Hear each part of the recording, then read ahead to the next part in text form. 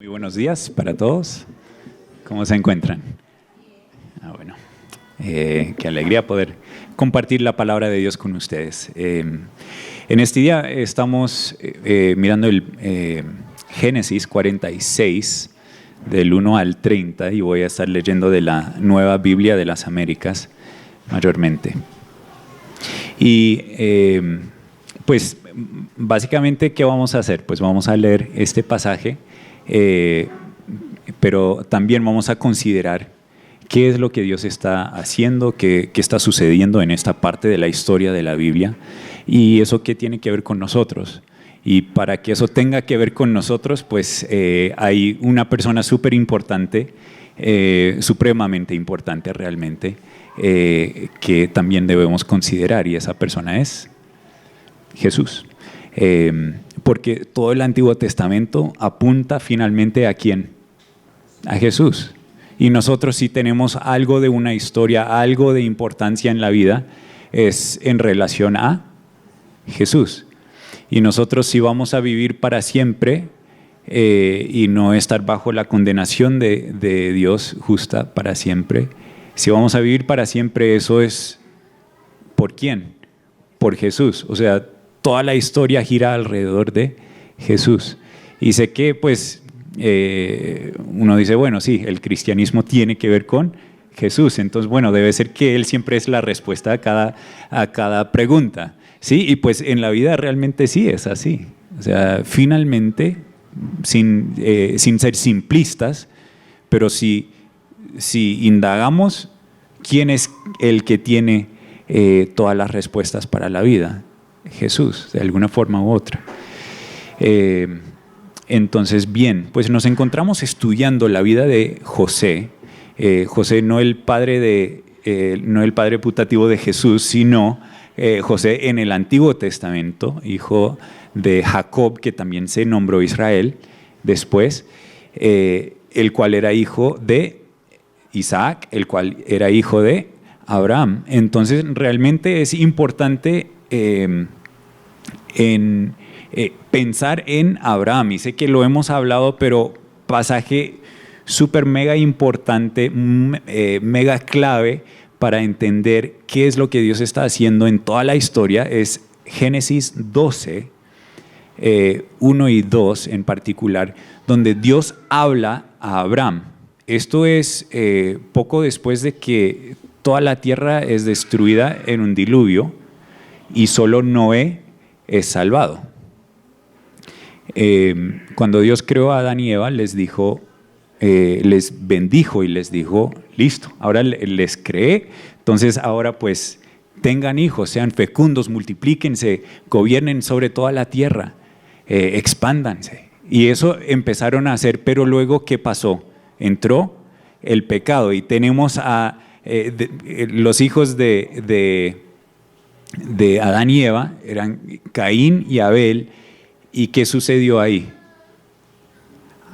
Dios miró con agrado a la ofrenda de Abel y eso le hizo tener celos a Caín. Entonces, ¿Caín qué hizo? Mató a su hermano. Y de ahí vemos que pues, la humanidad va empeorando hasta el punto del diluvio, donde Dios dice, listo, hasta acá. Pero Noé halló gracia delante de los ojos de Dios y Dios lo salvó a él y a su familia. Entonces, cuando ellos salen del arca después del diluvio, Dios les da nuevamente a ellos la orden o la bendición, porque es una bendición, les dice multiplíquense, llenen la tierra. Pero ¿qué es lo que vemos después de eso? Que otra vez la gente se levanta y dice, listo, vamos a hacer una torre y vamos a hacer un nombre para nosotros y nosotros vamos a ser famosos y no vamos a distribuirnos sobre la faz de la tierra, vamos a quedarnos juntos, aunque Dios dijo que llenemos la tierra, vamos a quedarnos todos aquí y hacer lo que a nosotros nos dé la gana. Pero Dios ahí confundió su lengua, su hablar, para que tuviesen que hacer lo que Él había dicho. Y dentro de ese contexto, entonces, Dios llama a una persona que se llama Abraham. Y en Génesis 12, el Señor dijo a Abraham: vete de tu tierra, de entre tus parientes y de la casa de tu padre, a la tierra que yo te mostraré. Y quiero que tengamos en cuenta algunas promesas que Dios le hace a Abraham. Versículo 2, haré de ti una nación grande. ¿Eso es algo que Abraham va a hacer? ¿Quién lo va a hacer? Dios. Es una promesa que le hace Dios. Haré de ti una nación grande y te bendeciré. Engrandeceré tu nombre y serás bendición. Bendeciré a los que te bendigan y al que te maldiga, maldeciré. En ti serán benditas todas las familias de la tierra. Entonces, justo antes de esto, en Génesis 10, encontramos a las 70 naciones, o sea, los descendientes de Noé, y dice, y nombra 70 personas, y dice, de estas personas entonces se distribuyeron sobre toda la faz de la tierra. Las naciones, se conoce como la tabla de las naciones, porque es una lista de dónde vinieron todas las naciones. Y naciones es grupos de personas con cultura distinta, ¿no? Entre eso, idioma distinto. Y lo curioso de Abraham, y algo que el Nuevo Testamento resalta, es que Abraham era una persona de mucha fe. Y esa fe no fue simplemente una fe en tener fe, ¿sí? A veces pensamos que la fe es, bueno, listo, si yo lo creo que yo puedo, creo que esto, creo que lo otro, si tengo mucha fe, entonces las cosas me van a salir bien. Pues la fe en sí, pueda estar puesta bien o pueda estar puesta mal, ¿sí? Es como uno dice, es bueno invertir, ¿sí? Invertir dinero, listo. Pues sí y no. No es el invertir que te va a dar ganancias después, es invertir en lo que es, ¿sí? Porque uno puede invertir en algo, en algo que no va a salir, y luego uno dice, quizá no fue la mejor decisión. Y así con la fe, y mucho más importante con la fe, porque Dios, el Dios que nos creó, que creó los cielos y la tierra, se ha revelado a nosotros. O sea, si miramos a todo lo que hay, es evidente que hay un Dios. Y ese Dios se ha revelado, ha dicho quién es y que es posible conocerlo.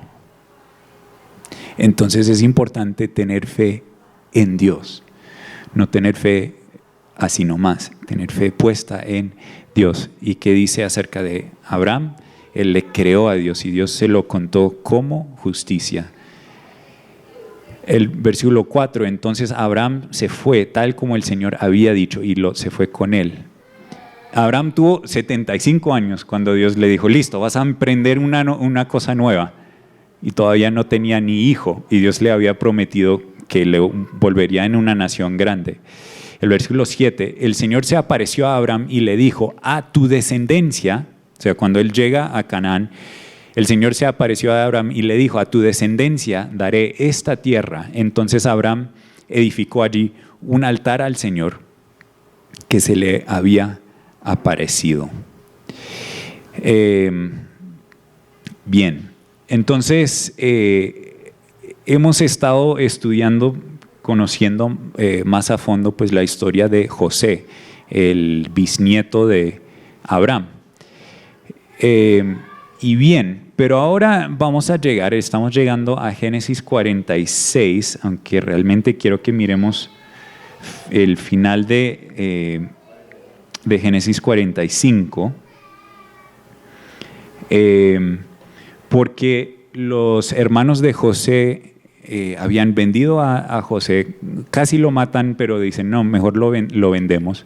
Pero le dicen al papá, sí, pues parece que se murió, no sé.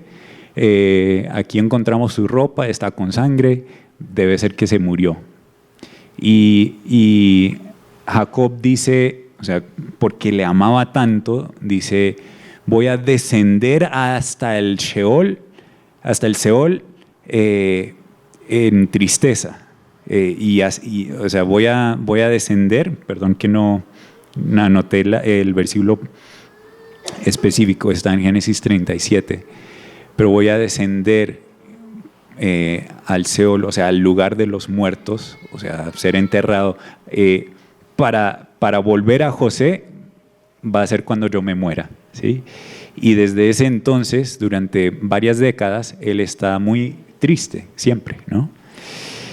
Pero entonces en el 45 sucede que los hermanos de José finalmente por la hambruna que hay, van a Egipto, donde escuchan que hay comida, y resulta que es José el que está prácticamente gobernando todo Egipto. Entonces, oh sorpresa, ahí está José.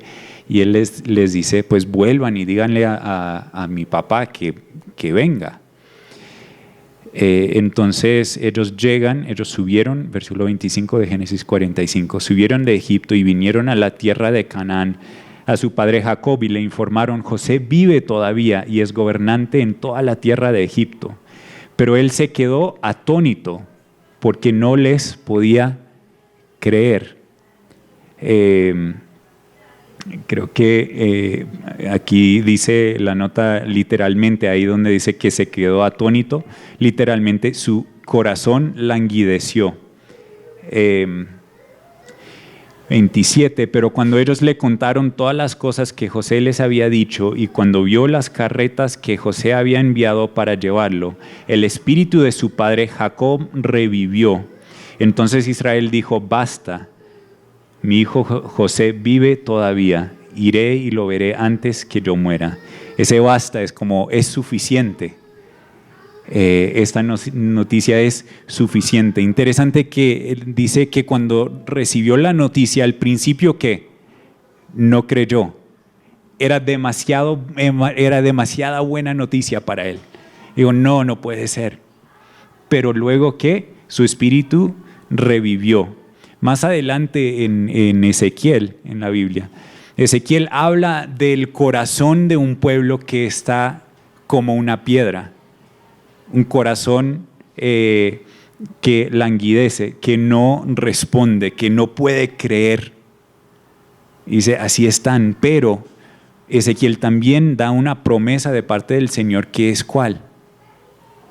Que habría un día cuando Dios daría un nuevo corazón, un corazón con un espíritu vivificado. O también cuando pensamos, otro ejemplo parecido, cuando pensamos en David, en el Salmo 51, que dice, renueva, haz un corazón nuevo dentro de mí. ¿Por qué?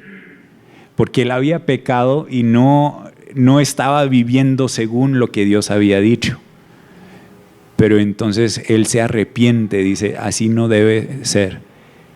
Y le dice a Dios, vivifica dentro de mí un corazón nuevo. Y entonces vemos en Jacob alguien que había dejado de creer algo. Había dejado de creer en particular que su hijo vivía, pero creo que también es muy posible que él había llegado a dudar de las promesas que Dios le había hecho. Dios le había dado promesas de bien y no de mal. Le había dado promesas de que iba a tener una descendencia. Pero el hijo que él amaba había muerto. Entonces llegamos al capítulo 46 y pues vamos a leer el pasaje simplemente para tener en cuenta un poco la estructura del pasaje, qué va a suceder. Entonces Jacob ya decidió, listo, vamos a ir a Egipto donde está, para ver a mi hijo que pensé que estaba muerto. Entonces lo vemos al punto de partir, luego está viajando, luego tenemos parece como un censo o una genealogía que nos hace a todos dormirnos, porque hoy en día pues no nos gusta leer muchos nombres, pero sí es importante. Y luego pues finalmente llega a Egipto, ¿no? Y se encuentra con su hijo, con José.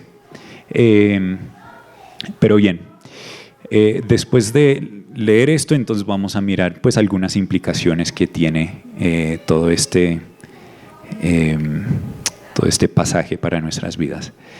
Bien, Génesis 46. Israel, o sea Jacob, salió con todo lo que tenía y llegó a Beerseba. Bueno, Beerseba queda en el punto sur de lo que es la tierra prometida, ¿sí? Entonces, él está llegando al punto sur de lo que Dios le había dicho. Esto es donde vas a vivir. Esto es la tierra que, o sea, valga la redundancia, la tierra prometida de la tierra era la tierra que Dios le había prometido a Abraham y a sus hijos. Entonces llega a ese punto y como que bueno, ¿y ahora qué va a pasar? Dice, y ofreció sacrificios al Dios de su padre Isaac. Quizá esta frase nos suene un poco raro, como que bueno, ¿y no era Dios de él también? ¿Sí? A veces como que, es el Dios de otra persona. No, no es lo que está diciendo. O sea, también era su Dios, por eso pues estaba ofreciendo sacrificios a él, sino que demuestra que es el mismo Dios. Un problema que tuvieron los israelitas muchos años después es que ellos pensaban, bueno, pues ese es el Dios que funcionó para mis papás, pero hagamos un Dios pues más chévere, más actual, diferente. ¿Sí? Tenemos la misma tendencia hoy en día de reinventar quién es Dios. Hoy cualquiera puede ser Dios, ¿sí o no? Y está de moda como inventar cosas nuevas. Pero ¿quién es el que ha sostenido a toda la tierra, todo el universo, todos estos años? Desde el principio, el mismo Dios. Y Dios es fiel. Y Dios habló a Israel en una visión nocturna y dijo, Jacob, Jacob. Y él respondió, aquí estoy. También interesante que Dios le habla en una visión. Esto no es como los sueños que le dio al faraón. Para el faraón era un sueño y faraón quedó como que, bueno, aquí me hablaron, pero quedé gringo. Debe haber alguien que me puede explicar qué es lo que está pasando acá, qué significan estos sueños. Pero con Jacob, Dios simplemente le habla directamente. Y podríamos pensar, wow, qué chévere, ¿no? Que Dios le hable a uno directamente. Y en el Nuevo Testamento, en Hebreos 1, el autor nos dice, Dios, habiendo hablado hace mucho tiempo, en muchas ocasiones y de muchas maneras a los padres por los profetas, en estos últimos días nos ha hablado por su Hijo, a quien constituyó heredero de todas las cosas, por medio de quien hizo también el universo. Y en Hebreos sigue hablando de que Jesús es el centro de todo, de que Jesús es, o sea, la revelación completa de quién es Dios. Entonces, aunque pues sería muy chévere recibir visiones de Dios y que nos hable directamente, es aún más chévere que Dios se hizo hombre y vivió entre nosotros. Pero bien, y él dijo en el versículo 3, yo soy Dios, el Dios de tu padre, no temas. Entonces esto me dice que probablemente Jacob tenía algunos temores. Pues sí, tenía más de 100 años y tenía que cruzar un desierto para llegar hasta Egipto y llevaba consigo pues toda su familia, que vamos a ver cuántos eran, y entonces tenía cierto temor.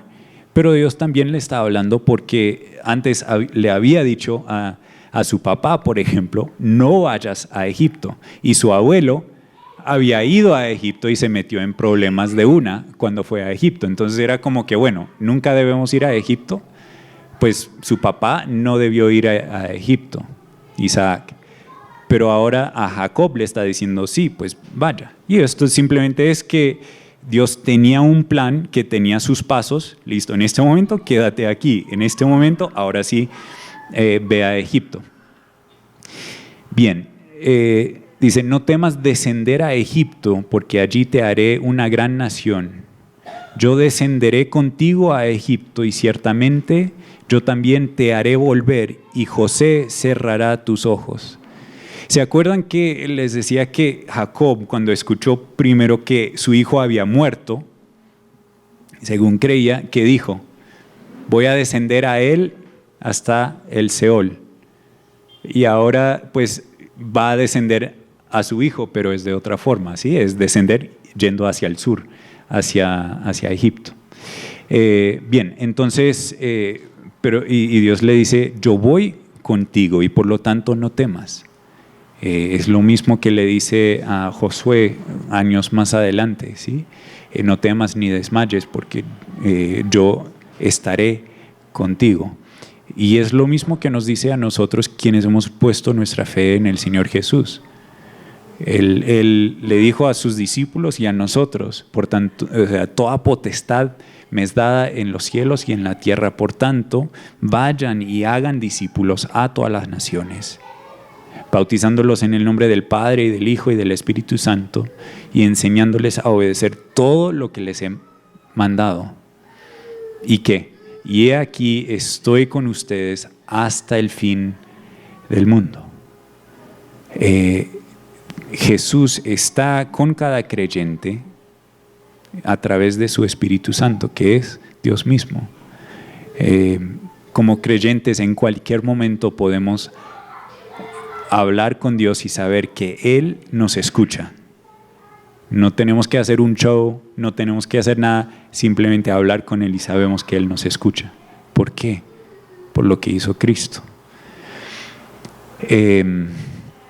Versículo 5. Entonces, o sea, como respuesta, así como su abuelo había hecho, Jacob se fue de Beerseba. Los hijos de Israel llevaron a su padre Jacob y sus pequeños y a sus mujeres en las carretas que Faraón había enviado para llevarlo. Y tomaron sus ganados y los bienes que habían acumulado en la tierra de Canaán y vinieron a Egipto, Jacob y toda su descendencia con él, sus hijos y sus nietos con él, sus hijas y sus nietas. A toda su descendencia trajo consigo a Egipto. Y ahora hace quizá como un paréntesis, pero es algo importante. Estos son los nombres de los hijos de Israel, Jacob y sus hijos que fueron a Egipto. Y aquí los empieza a nombrar.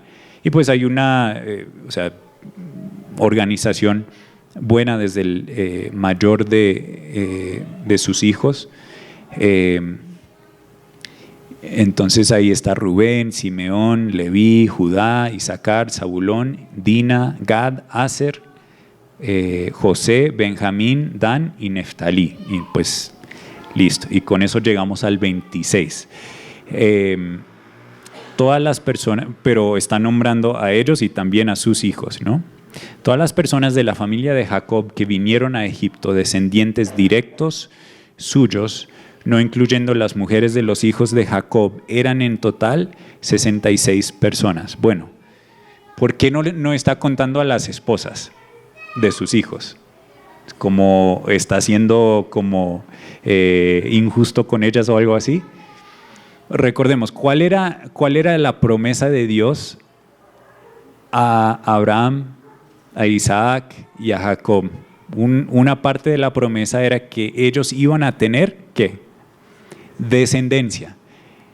Y Abraham no entendió eso bien y decía, no con mi esposa, sino con esta otra mujer, con Agar.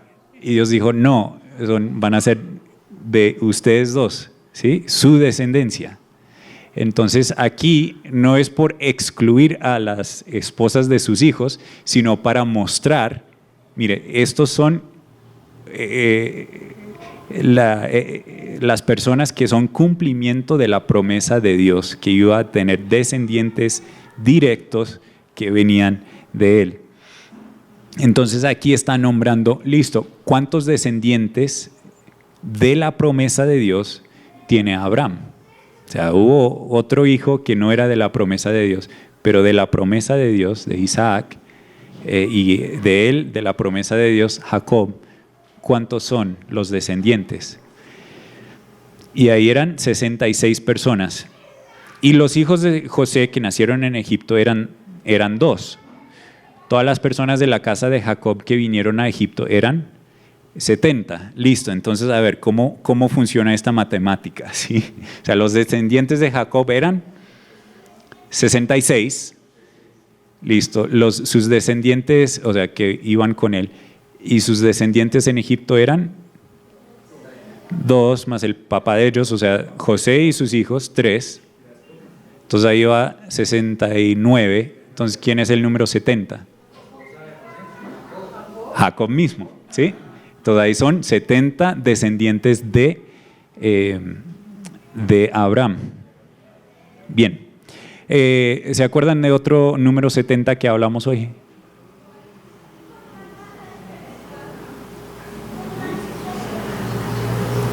Sí, ¿no? En Génesis 10, ahí está la pista, la tabla de las naciones, que era una parte de la promesa de Dios a Abraham, que que él iba a hacer, bueno, voy a volver para no, dijo, en ti serán benditas todas las familias de la tierra. O sea, no es que cada vez que veamos un número 70 digamos, uy, esto tiene que ver con las naciones, o un 7, pero muchas veces sí, en la Biblia. O sea, a los autores de la Biblia les gusta usar números como para hacer alusión a otras cosas. Entonces decimos, bueno, ¿esto tiene que ver, sí o no? En este caso, ¿tendría que ver? Yo creo que sí. ¿Por qué? Porque la descendencia de Abraham tenía como bendición y como futuro, parte de la promesa de Dios, ser de bendición a las naciones, a todas las familias de la tierra. También aquí vemos que en otro sentido, que Dios ha escogido a un hombre, a Abraham, para ser cabeza de en un sentido, una nueva raza, ¿sí? Un nuevo pueblo, un pueblo escogido por Dios. Es una figura, o sea, realmente, pero sabemos a través de todo el Antiguo Testamento, Dios trata de una forma especial a los descendientes de Abraham, a los israelitas. Entonces, cuando llegamos a Jesús, que es, o sea, realmente el cumplimiento de esta promesa de que en Jesús, en la simiente de Abraham, serían benditas todas las naciones. Llegamos a Jesús y Él realmente es cabeza de un nuevo pueblo. Cantamos a veces la canción Somos el pueblo de Dios, somos un pueblo especial, llamados para anunciar las virtudes de aquel que nos llamó de las tinieblas a la luz. Y eso es cierto. O sea, en Cristo somos una nueva creación. Y en Hechos vemos a una iglesia nueva que era todo lo que Israel no pudo ser, ¿sí? O sea, cumplieron en las áreas donde Israel no cumplió en cuanto a reflejar a Dios. Cumplieron con todo lo que debía haber sido en Adán y Eva. ¿Por qué? Porque la cabeza era nueva, era diferente, era perfecta, y es Jesús. Bien, entonces Jacob, entonces ahora llegamos a la última parte, ya están llegando. Jacob envió a Judá delante de sí a José para indicar delante de él el camino a Gosén. ¿A quién envió? A Judá. ¿Y de quién? Bueno, y Judá era el antepasado de quién o de quiénes. De todos los reyes de Israel. Y es algo muy curioso y siempre me ha causado o me ha hecho pensar mucho, bueno, entonces, ¿quién es imagen o sea, si José es tan importante acá, entonces, ¿por qué Jesús viene del linaje de David, que es del linaje de Judá? Y bueno, no vamos a entrar mucho en eso. sino un pensamiento que tengo es que aquí Judá creo que representa, por ejemplo, a David. Pero David, ¿qué hace frente a Jesús? David nos muestra quién es Jesús, pero solo apunta hacia él. Y aquí Judá, pues Jacob envía a Judá. Es una forma de mostrar que, pues, o sea, el hecho de que el autor de Génesis lo incluya acá, es como para mostrar, listo, o sea, está diciendo, mire, Judá es quien va a estar liderando más adelante, o sea, el linaje de Judá, de ahí va a venir el rey de Israel, etcétera, etcétera, ¿sí? Para que lo tengan claro. Pero aquí es interesante que Judá lleva hacia José, hacia el que provee las necesidades de la familia de aquel que tiene fe. Entonces, de la misma forma, cada persona en el linaje de Judá apuntaba hacia Jesús. Y Jesús es a quien vamos para que nuestras almas sean saciadas. Entonces la familia, aquí entonces en Génesis 46 vemos una familia de fe, la familia de Israel, yendo hacia aquel que Dios ha apuntado para ser su Salvador, para ser quien les provee todo lo que necesitan.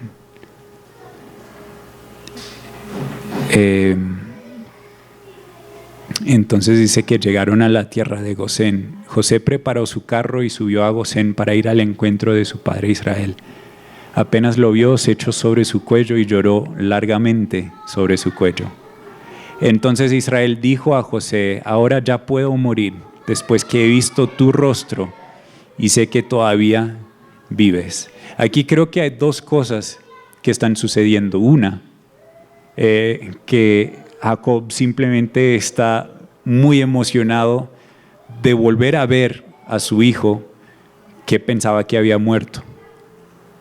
Hay un amor profundo aquí y eso es algo muy bonito. Pero también creo que hay otra parte que Jacob ahora puede tener paz porque ve el cumplimiento, quizá a corto plazo, o en un sentido inmediato, pero ve el cumplimiento de las promesas de Dios hacia él y hacia sus padres y también entonces hacia sus descendientes.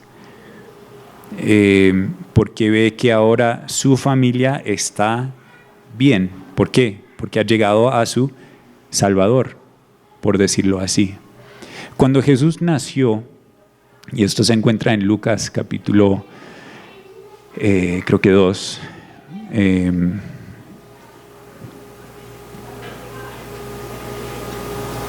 entonces lo llevaron al templo para que fuera circuncidado y lo presentan, y hay un hombre ahí piadoso, un hombre de fe, en el versículo 25, que se llamaba Simeón.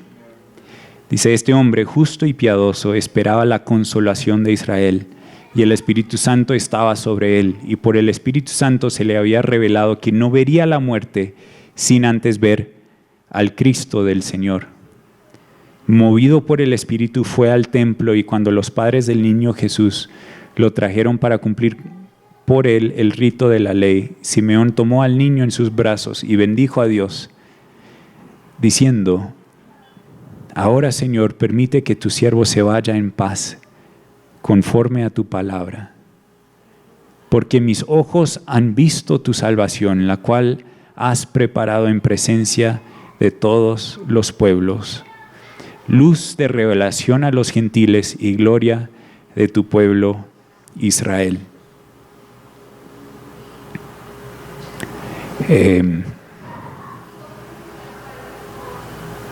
Todo el Antiguo Testamento es una gran espera. Están esperando a que llegue Jesús.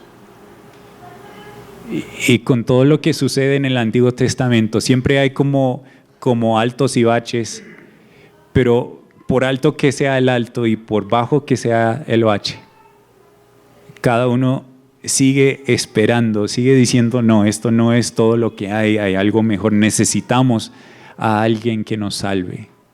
Y todo apunta hacia Jesús. Y cuando por fin Simeón ve a Jesús, dice, ahora puedo morir en paz, porque mis ojos han visto la salvación de Dios. Entonces hoy nosotros vivimos pues 2000 años después de Jesús y 2000 años más después de Abraham.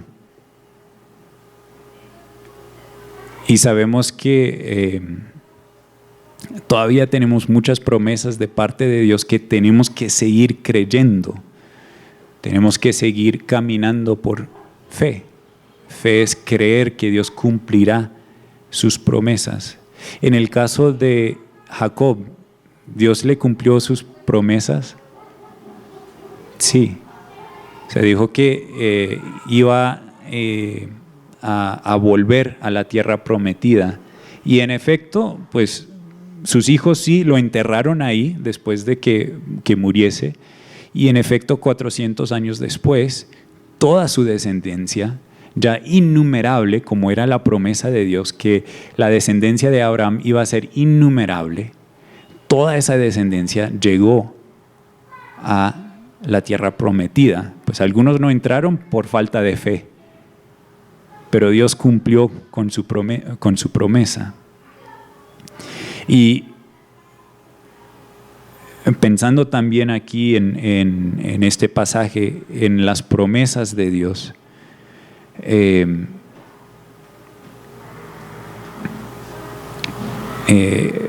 hubo en juego pues una promesa muy importante, tenía que ver con la descendencia.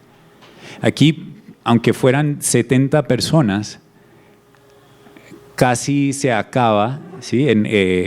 Bueno, pensémoslo de esta forma. O sea, hemos estado pensando en José, ¿cierto?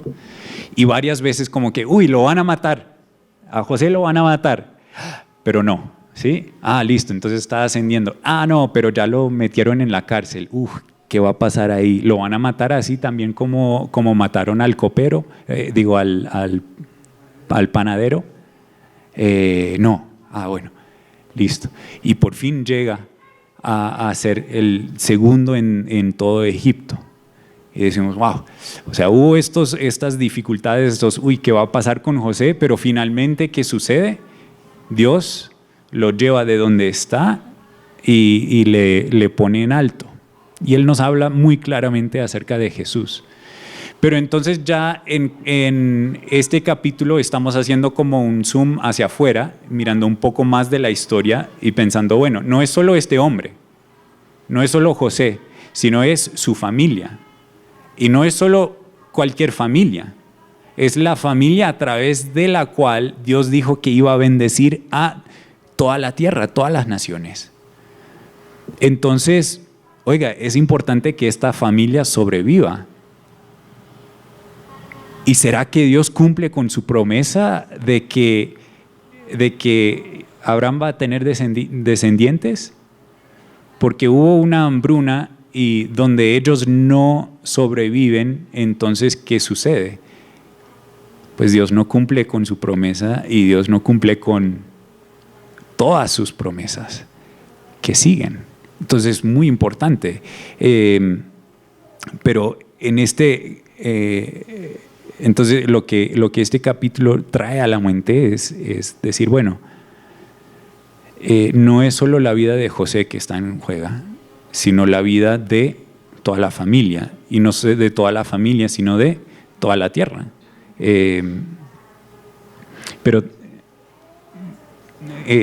Pero también para cualquier israelita, pensándolo, viéndolo, escuchando esta historia, años después, o sea, todos los israelitas cuando escuchaban esta historia, ¿qué pensaban cuando va bajando a Egipto? ¿Ellos qué están pensando? Ay, no, a Egipto no, ¿sabes que ahí nos van a esclavizar? ¿Y qué fue el problema aún cuando Dios liberó a los israelitas de Egipto? Salieron al desierto y ¿qué dijeron? No, es que nos trajeron, o sea, nos sacaron de Egipto donde la vida era chévere. O sea, ¿cómo así? Eran esclavos. No, nos sacaron de Egipto para hacernos morir acá en el desierto. ¿Sí? Entonces, si rebobinamos un poquito, podrían también decir de esta historia, no, es que Dios los trajo a Egipto para esclavizarlos. ¿Pero fue así? No. Así como cuando José fue a Egipto y fue esclavizado, y para Jacob murió, en un sentido, pero todo eso, toda esa trayectoria que hasta cierto punto parecía muy fea y sin esperanza, Dios lo convirtió en bien. O sea, ese camino que llevó José fue para la salvación de su familia. Ese camino que entonces llevó todo Israel en llegar a Egipto y luego ser esclavizados, fue para que pudieran crecer y luego Dios los sacó con mano poderosa y pudieron ver con quién estaban y pertenecerle a Él, y también saquearon a los egipcios cuando salieron. Y fue con un propósito de llevarlos a la tierra prometida. Y entonces vemos ese patrón muchas veces en la Biblia, cosas que van en contra, aparentemente, de las promesas de Dios. Y en especial lo vemos en la vida de Jesús, ¿sí? Sus discípulos lo seguían, decían, uy, este es el rey de Israel, qué bien. Y luego, ¿qué sucede? Él muere. Entonces dicen, no, hasta aquí llegó. Pero la muerte no lo detuvo. Antes, Él venció a la muerte. Y entonces para nosotros también podemos, o sea, al poner nuestra fe en Jesús, no importa qué es lo que venga, porque aún más allá de la muerte Dios nos llevará, aunque muramos, volveremos a vivir. ¿Por qué? Porque es la promesa de Jesús para todo aquel que cree en Él. Perdón que, o sea, siento que no estoy tan organizado como quisiera estar con esta parte, porque me hace pensar en muchas cosas. Pero en Romanos 8,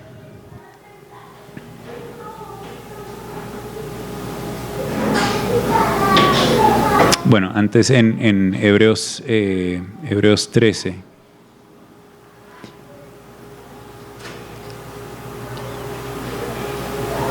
dice, Él mismo ha dicho, hablando de Dios, nunca te dejaré ni te desampararé. Esta es una promesa que Dios tiene para cada creyente. En el 12, por lo cual también Jesús, para santificar al pueblo mediante su propia sangre, padeció fuera de la puerta. Entonces Él salió, Él estuvo por fuera sufriendo, muy parecido, creo yo, a como José padeció fuera de su casa. Pero el resultado de eso fue que Israel fue salvo. Pero ¿dónde fue Israel para ser salvo? A donde estaba José. Y eso implicó que años después ellos iban a ¿qué? Sufrir también. ¿Y eso fue el fin de la historia? No. Sabemos que no, porque Dios los llevó a la tierra prometida. Y aquí en Hebreos 13 dice, así pues salgamos a su encuentro fuera del campamento, llevando su oprobio. Porque no tenemos aquí una ciudad permanente, sino que buscamos la que está por venir. Cuando Jacob salió de la tierra prometida para ir a Egipto, puso, o sea, el lector puede decir, nosotros podemos decir al leerlo, pero pero luego Dios no le estaba dando esa tierra, entonces ¿por qué lo está dejando atrás? Pero por la orden de Dios mismo, él salió, lo dejó atrás. ¿Por qué? Porque él estaba buscando la ciudad que estaba por venir. Él puso su fe no en lo que Dios le había dado, sino en la promesa de Dios, de que iba a estar con él para siempre y que iba a cumplir cada una de sus promesas. A veces Dios nos pide, nos hace soltar algunas bendiciones que Él ya nos ha dado. ¿Por qué? Porque hay un propósito mayor, y eso es salir a estar donde estuvo Jesús. Nosotros no vamos a salvar a nadie, ¿sí? Jesús lo hizo, pero sí vamos a sufrir, porque Jesús sufrió si salimos a donde Él estuvo. Romanos 8 dice: el Espíritu mismo da testimonio a nuestro espíritu de que somos hijos de Dios, y si somos hijos somos también herederos, herederos de Dios y coherederos con Cristo. Algo de ser un heredero es que uno tiene que esperar.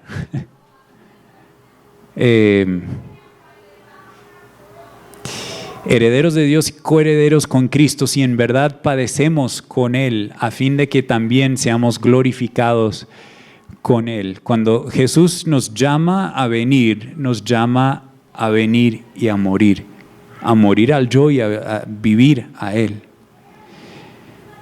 Pues considero que los sufrimientos de este tiempo presente no son dignos de ser comparados con la gloria que nos ha de ser revelada, porque el anhelo profundo de la creación es aguardar ansiosamente la revelación de los hijos de Dios, porque la creación fue sometida a vanidad, no de su propia voluntad, sino por causa de aquel que la sometió, en la esperanza de que la creación misma será también liberada de la esclavitud, de la corrupción, de la corrupción a la libertad de la gloria de los hijos de Dios. Esa es la promesa de Dios para toda la creación, que la va a liberar de la presente forma en que van las cosas.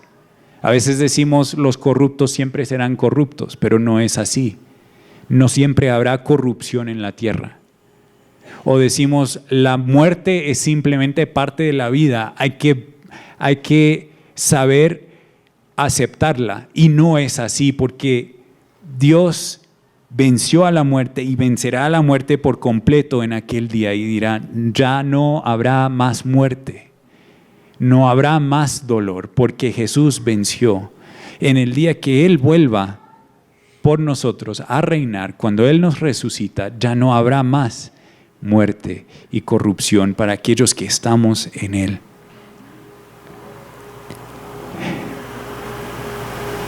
Pero es una promesa que viene de Dios, y la pregunta es: ¿la crees? De la misma manera también el Espíritu nos ayuda en nuestra debilidad. No sabemos orar como debiéramos, pero el Espíritu mismo intercede por nosotros con gemidos indecibles. Y aquel que escudriña los corazones sabe cuál es el sentir del Espíritu, porque Él intercede por los santos conforme a la voluntad de Dios. Aún si no sabemos cómo orar, podemos orar y Dios nos ayuda. Y sabemos que para los que aman a Dios, todas las cosas cooperan para bien, esto es, para los que son llamados conforme a su propósito, porque a los que de antemano conoció, también los predestinó a ser hechos conforme a la imagen de su Hijo. Eso es una promesa, para que Él sea el primogénito entre muchos hermanos.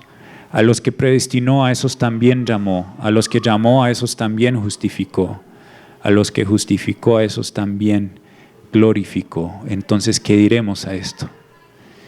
Si Dios está por nosotros, ¿quién estará contra nosotros?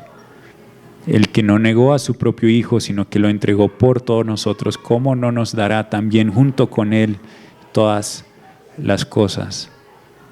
Pensar en eso, que no es que nosotros seamos tan amables que Dios dijo: uy, los quiero tanto que voy a dar mi Hijo por ellos, porque son tan dignos de ser amados. No, antes por el contrario.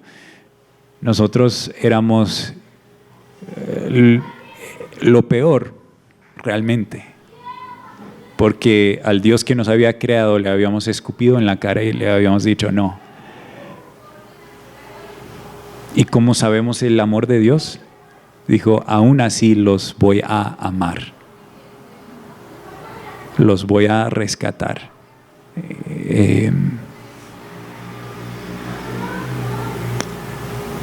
Y si Él fue capaz de hacer eso, entonces ya siendo sus hijos, no es capaz de cumplir con todas sus promesas.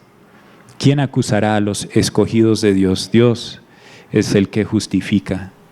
¿Quién es el que condena? Cristo Jesús es el que murió. Sí, más aún el que resucitó, el que además está a la diestra de Dios, el que también intercede por nosotros. ¿Quién nos separará del amor de Cristo? Y pensar también aquí, o sea, en Jacob y en José. Por mucho tiempo fueron separados, pero no, aún esa separación no pudo en contra del amor de Dios y de las promesas de Dios. ¿Quién nos separará del amor de Cristo? ¿Tribulación, angustia, o persecución, o hambre, o desnudez, o peligro, o espada? Tal como está escrito, por causa tuya somos puestos a muerte todo el día, somos considerados como ovejas para el matadero. Esto es las personas hablando, las que creyeron en Cristo están siendo puestos a muerte todo el día. Y creo que no es únicamente algo figurativo, también es literal. Pero que dice, pero en todas estas cosas somos más que vencedores por medio de aquel que nos amó, porque estoy convencido de que ni la muerte, ni la vida, ni ángeles, ni principados, ni lo presente, ni lo porvenir, ni los poderes, ni lo alto, ni lo profundo, ni ninguna otra cosa creada nos podrá separar del amor de Dios que es en Cristo Jesús, Señor nuestro. Esa es la promesa para cada uno que ha puesto su fe en Él. Y la invitación es que Jesús te dice, ven a las aguas. Tú puedes ser parte de la familia de Dios. Simplemente por creer. El seguirle no es una cosa fácil. Pero tenemos muchos ejemplos que fueron delante nuestro para mostrar que es vivir una vida de fe y que vale la pena creerle a Dios.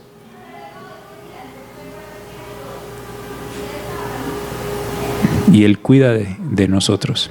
Oremos. Padre, te damos gracias por tu palabra, gracias por el ejemplo de José, el ejemplo de Jacob, y gracias sobre todo por Jesús, quien hace posible en quién es el cumplimiento de todas tus promesas. Dios, queremos verte cara a cara, queremos que ese día llegue donde tú pongas a bien todas las cosas, donde la creación ya deje de gemir. Pero te pedimos, Dios, que nos ayudes, que aumentes nuestra fe, que fortalezcas nuestra fe en ti y que podamos vivir por fe. Te amamos, Dios, y te damos gracias por tu palabra y por tu Espíritu que está en nosotros. En el nombre de Jesús oramos. Amén.